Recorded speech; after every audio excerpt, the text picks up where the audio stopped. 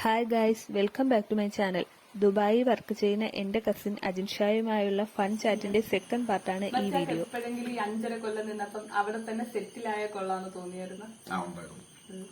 അവിടെ വർക്ക് ചെയ്യുന്ന ഏതെങ്കിലും പെണ്ണിനെ കല്യാണം കഴിച്ച് അവിടെ തന്നെ ലൈഫ് സെറ്റിലാക്കാനുള്ള ഒരു ഇതുണ്ടായിരുന്നു. സെറ്റിലായ കൊള്ളാം, സെറ്റിലായി കഴിഞ്ഞാലുള്ള കൂടെയുള്ള പാർട്ണറും അങ്ങനെയാണ് എന്നുണ്ടെങ്കിൽ സെറ്റിലാവാൻ നല്ലതാണ്. അല്ലാന്നുണ്ടെങ്കിൽ ഫിനാൻഷ്യലി നമുക്ക് ഒരാളെ വരുമാനം കൊണ്ട് നിൽക്കാൻ ബുദ്ധിമുട്ടാണ്. പ്രത്യേകിച്ച് ദുബായ് ആണ് എന്നുണ്ടെങ്കിൽ അങ്ങനെ ദുബായ് ലൈഫ് അങ്ങനെയാണ്. ഏറ്റവും ചെലവേറിയ ഒരു ഗൾഫ് കൺട്രിയാണ് ദുബായ്. അത് ഞാൻ ആദ്യം ചോദിച്ചപ്പോൾ മറ്റങ്ങോട്ട് പറഞ്ഞു നമ്മളെ നാട്ടിലുണ്ടായ ചേഞ്ചസ് മാറ്റങ്ങൾ എന്തൊക്കെയാണ്? നാട്ടിലുണ്ടായ ചേഞ്ചസ് എന്ന് പറയുന്നത് മലയോര ഹൈവേ റോഡ് വന്ന് ഞാൻ വന്നപ്പോ ഇവിടെ നല്ല പണിയായിരുന്നു. ഫുള്ള് മണ്ണും പൊടിയും ചെളിക്കെട്ടായിരുന്നു. അത് മലയോര ഹൈവേ എന്ന് പറഞ്ഞ് മാറി കുറെ പുതിയ വീടുകൾ വന്ന് പിന്നെ എന്താണ് ടൗണൊക്കെ മാറി ആരും ഇത് തന്നെ മാറിയത്. മടത്തറയൊക്കെ താഴോട്ടായി. പിന്നെ ഇവിടെ എല്ലാം മുകളിൽ കയറി കുറച്ചുകൂടി ഹൈറ്റ് കൂടി. പിന്നെന്താണ് അങ്ങനെയൊക്കെ തന്നെ കുറെ വീടുകൾ വന്ന് കുറെ വീടുകൾ വന്ന് എല്ലാ വീട്ടിലും പെയിന്റ് മാറി. ജംഗ്ഷൻ ഒന്നും അറിയാൻ പോയ ചെറിയ ജംഗ്ഷൻ. ഒരു ഫോട്ടോ ഗ്രൂപ്പിലിട്ടപ്പം ഹലീമയുടെ വീടിന്റെ നിസാറച്ചാർ വീടിട്ടപ്പോ മറ്റൊക്കെ ഏത് വീടെന്ന് ഐഡന്റിഫൈ ചെയ്യാൻ പറ്റാതായിപ്പോയി. അത് വല്ലാത്തൊരു ഇതായിപ്പോയി. പിന്നെ തറ ഫ്ലോർ നോക്കിയാണ് തറയിലെ നമ്മളെ കുടുംബത്തില് ഇതുവരെ ചേഞ്ച് ചെയ്യാത്തൊരു വീട് അത് മാത്രമേ ഉള്ളൂ. തറ മാത്രം അങ്ങനെ അത് കണ്ടുപിടിച്ചായിരുന്നു. അങ്ങനെ പിന്നെന്താണ് മാറ്റം എന്ന് പറഞ്ഞാൽ ഇങ്ങനെയൊക്കെ തന്നെ കുറെ മാറ്റങ്ങൾ ഒരുപാട് വന്നു ഇവിടെ. പിന്നെ ആൾക്കാരിൽ മാറ്റം വന്നല്ലേ? ആൾക്കാരിൽ വന്നു. ചിലര് വണ്ണം വെച്ച് ചിലര് ആരും വണ്ണം കുറഞ്ഞില്ലെന്നോണ്ടല്ലേ? എല്ലാരും ബാലുവിനെ കണ്ടിട്ടില്ല നേരിട്ട്.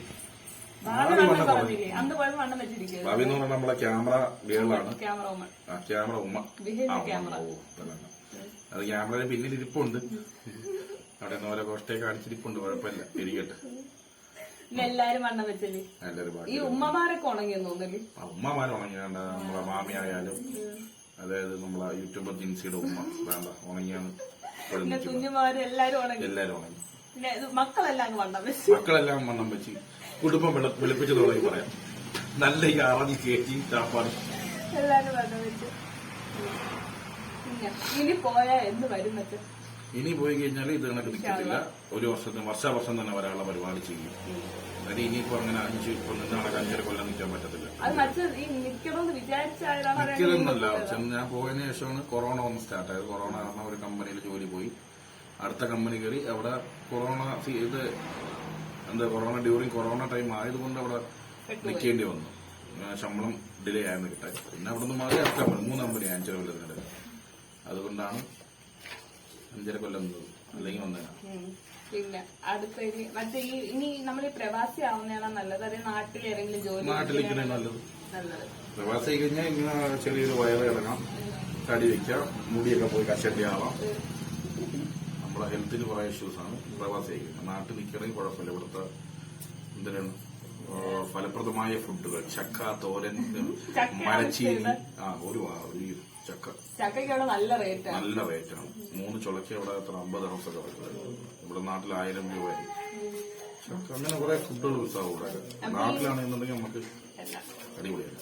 നാട്ടിലാണെങ്കിൽ നമ്മൾ തോനെ കഴിക്കുന്നു. നിക്കാണെങ്കിൽ അവിടെ ഫുഡ് കൺട്രോൾ ചെയ്ത് കഴിച്ചിട്ട് ഇവിടെ വരുമ്പോഴേ ഫുഡ് തോനെ കഴിക്കുന്നു. അതങ്ങനെയല്ല. അത് ഇവിടെ എന്ന് പറഞ്ഞു കഴിഞ്ഞാല് എന്താണ് വളയിട്ട കൈ കൊണ്ടുണ്ടാക്കിയ മീൻകറിയും തേങ്ങ അരച്ചുണ്ടാക്കിയ മീൻകറി, ചട്ടിക്കറി ഇതൊക്കെ കണ്ടു കഴിഞ്ഞാൽ പിന്നെ ആരാണ് വിടാത്ത? കപ്പ ഉണ്ട് കഴിഞ്ഞാൽ അപ്പോഴും മറന്നില്ല. ഇതെല്ലാം കഴിഞ്ഞാൽ പിന്നെ കട്ടിലുണ്ട ശവവും. അത് വേറെ കാര്യം. അപ്പം ഈ മറ്റേ കുഞ്ഞു കുട്ടികളടുത്ത് യൂത്തിന്റെ അടുത്ത് മറ്റാണ് അഡ്വൈസ് എന്താണ്? പ്രവാസി ആവാന്നൊക്കെ വിചാരിക്കുന്ന കുറെ കുട്ടികളുണ്ടല്ലോ. ഇനി പഠിച്ചേക്കും മതി, ഗൾഫിൽ പോയി ജോലി ചെയ്യാൻ പൈസ ഉണ്ടാക്കണം വിചാരിക്കുന്നത്. അങ്ങനെയുള്ളവര് മറ്റേ എന്താ പറയാനുള്ള? ദയവ് ചെയ്ത് പഠിച്ച് ഇവിടെ തന്നെ ജോലി വാങ്ങാൻ നോക്കുക പരമാവധി. സ്വന്തം നാട്ടിൽ ജനിച്ചോളം സ്വന്തം നാട്ടിൽ തന്നെ ജോലി വാങ്ങുന്നതിന് അതിന്റെ ഒരു അന്തസ്സ് എന്ന് പറയുന്നത്. അല്ലാതെ പ്രവാസികൾ എന്ന് പറഞ്ഞാല് സ്വന്തം വീട്ടിൽ അതിഥിയായിട്ട് എത്തുന്നു എന്ന് വേണമെങ്കിൽ പറയാം. ജനിച്ച സ്വന്തം വീട്ടിൽ തന്നെ അതിഥികളായിട്ട് എത്തുന്നവരാണ് പ്രവാസികൾ. അങ്ങനെയാണ്.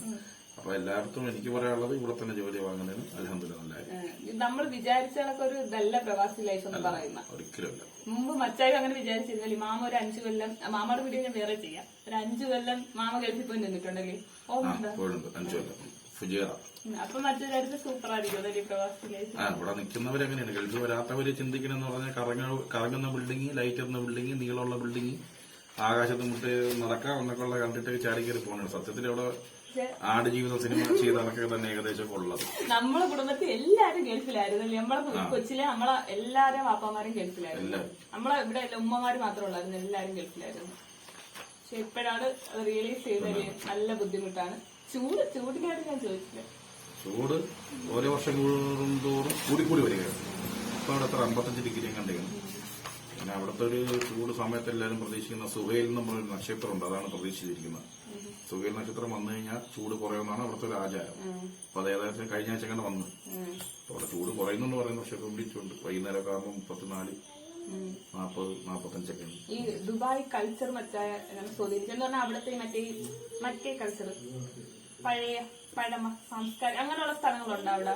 ഹിസ്റ്റോറിക്കലായിട്ടുള്ള പ്ലേസ് ഇഷ്ടംപോലെ ഉണ്ട്. ഓൾഡ് ദുബായ്, ന്യൂ ദുബായ് ഉണ്ട്. അതിനെ വേർതിരിക്കുന്ന ഒരു ടൂറിസ്റ്റ് പ്ലേസ് ഉണ്ട്, ദുബായ് ഫ്രെയിം എന്ന് പറയും. അതിന്റെ ലിസ്റ്റിക്കൽ മോളിൽ പോയാൽ വൺ സൈഡ് കണ്ടു കഴിഞ്ഞാൽ ഓൾഡ് ദുബായ്, മറ്റേ സൈഡ് എന്ന് പറഞ്ഞാൽ ന്യൂ ദുബായ് ആണ്. അതായത് Burj Khalifa side new Dubai, മറ്റേ ബർ ദുബായ് എന്ന് പറയും. ദേര പഴയ ആചാരങ്ങൾ ആലപ്പുഴയോടെ അടിപൊളി മോസ്റ്റായിട്ട് വിസിറ്റ് ചെയ്യുന്ന സ്ഥലമാണ് ദുബായ്. അതെ. ദുബായിൽ മറ്റേ ഫുഡ് എന്താ അങ്ങനത്തെ എന്തെങ്കിലും ഫുഡ് ഉണ്ട്. ഖത്തറി ഒരു ഷവർമ ഉണ്ട്, ഖത്തറി ഉണ്ടാക്കുന്ന ഷവർമ. കാരണം നമ്മളിവിടെ നിന്ന് പോയി ഉണ്ടാക്കുന്നവരല്ല, ഖത്തർ ഒരു സ്ഥലമുണ്ട്, എന്തുകൊണ്ട് പേര്, സൂപ്പ് വാക്കിസ് എന്ന് പറഞ്ഞാൽ, അവിടെ അവരുണ്ടാക്കുന്ന ഇതുണ്ട്, ഖത്തറിന്റെ ടേസ്റ്റ് ഉള്ള ഷവർമ. അത് എനിക്ക് ദുബായിൽ സ്ഥലമുണ്ട്. അല്ല അങ്ങനെ ഫുഡ്, അങ്ങനത്തെ ഫുഡ് ഉണ്ട് ദുബായ്. ഉണ്ട്. അവര് ഈ അറബികള് മജ്ലിസായിട്ട് ഇരുന്ന് ഉണ്ടാക്കുന്ന ഒരു സെലിബ്രേഷൻ കണക്കുണ്ട്. അവിടെ ഈ കുബൂസ്, പിന്നെ റിഗാഗ്, ലുക്കൈമത്തൊക്കെ ഉണ്ടാക്കും അവര്. ഈ പഴയ പ്രായം ചെന്ന അറബി പെണ്ണുങ്ങള്, ഉമ്മമാര് തന്നെ. അവര് മുഖം കാണിക്കുന്നില്ല, അവരുടെ മുഖത്തൊരു ചെറിയൊരു കണ്ണാടി എടുക്കുന്ന സാധനം വെക്കും. കണ്ണാടിയുടെ ഇത് അവർ വെച്ചിട്ടുണ്ടാക്കും. നല്ല ടേസ്റ്റാണ്. അത് ട്രൈ ചെയ്തിട്ട് ഒരു പ്രാവശ്യം. എന്താണ് പറയാനുള്ളത്? എന്റെ യൂട്യൂബിൽ ആദ്യമായിട്ടാണ് പറഞ്ഞത്. എന്താണ് പറയാനുള്ളത്? ടിവിഎസിനോട് പറയാനുള്ളത് ഒരുപാട് വന്നിട്ടുണ്ട്. മാലുവിന്റെ കല്യാണ വീഡിയോ കോൾ പറയാനുള്ളത് എന്തിനാണ്? സബ്സ്ക്രൈബ് അതാണ് പറയാനുള്ളത്. എന്റെ പെങ്ങളുമാണ്. പിന്നെ യൂട്യൂബിടെ കൂടെ സ്റ്റാർട്ട് ആയിട്ടേ ഉള്ളൂ. നിങ്ങളെയൊക്കെ സപ്പോർട്ടാണ് ഇവരുടെയൊക്കെ വിജയം. അപ്പൊ അതിനുവേണ്ടി എല്ലാവരും പരമാവധി എല്ലാ വീഡിയോസ് കണ്ട് ലൈക്ക് ചെയ്യണം. പറ്റുന്ന നല്ല രീതിക്കുള്ള കമന്റ്സ് ചെയ്യണം, ഷെയർ ചെയ്യണം. പിന്നെ ഒരു സബ്സ്ക്രൈബ് എന്ന് പറയുന്ന ഒരു ഓപ്ഷൻ കൂടി ചെയ്തോട്ടെ. പിന്നെ ഒരു നോട്ടിഫിക്കേഷൻ കൂടി എനിക്ക് പറയാനുള്ളത്. സന്തോഷം, സമാധാനം, ഹാപ്പി. ഇനി മറ്റേ അടുത്ത തവണ വരുമ്പോ അതിന് മുന്നേക്ക് നമ്മള് ഇതിനിടയിലൊക്കെ അടുത്ത പ്രാവശ്യം വരുമ്പോ ഇതിന്റെക്കാട്ടി നല്ല രീതിക്ക് ഇപ്പൊ ഇപ്പൊ ചെയ്യുന്നത് മൊബൈലിലാണ് ചെയ്യുന്നത്. ഇനിയിപ്പോ വരുമ്പോൾ DSLR ക്യാമറയിൽ ചെയ്ത് നല്ലൊരു GoProയൊക്കെ ആക്കി നല്ലൊരു ക്ലാരിറ്റി കൂടി ഇതൊന്നും നല്ലപോലെ മെച്ചപ്പെടട്ടെ. എല്ലാവിധ അനുഗ്രഹങ്ങളും ആശംസകളും ഒപ്പം പ്രാർത്ഥനകളും. സന്തോഷം. Thank you.